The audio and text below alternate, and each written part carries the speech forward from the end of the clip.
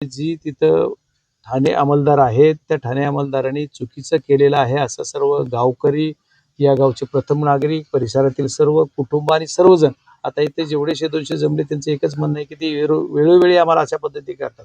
मागही एक अट्रॉसिटीचा गुन्हा चुकीचा नोंद केला, पोक्सोचा गुन्हा केला म्हणजे चुकीचा एक बाजू घ्यायची आणि एक बाजूला अन्याय करायचा, अशा पद्धतीचं काम ते जर ठाणे अंमलदार करीत असतील तर त्याच्यावर सुद्धा चौकशी झाली पाहिजे. आणि त्या दिवशीच्या घटनेत सुद्धा त्यांनी आरोपीला साथ दिली आणि बाकीचे ही फिर्यादी आहेत किंवा ज्यांचं मयत झाली यांच्या कुटुंबाला यांना कुणालाही साथ न देता आरोपीला साथ द्यायचं काम केलं आणि त्यांनाच म्हणजे हाय ट्रीटमेंट दिली, लक्झरी ट्रीटमेंट दिली.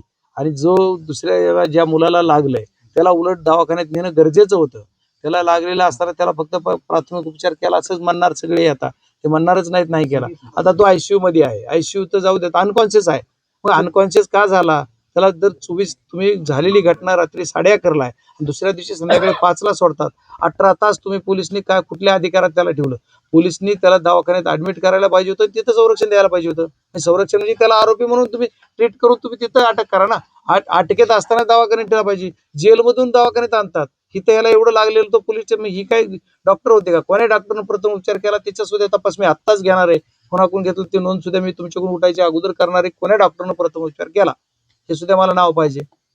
जे असं होतं की प्रशासनाकडून डिले झाला त्या गोष्टीला 100% खरं आहे आणि प्रशासन चुकीच्या पद्धतीने वरच्या वरिष्ठांना फिडिंग करत होते हेही खरं आहे.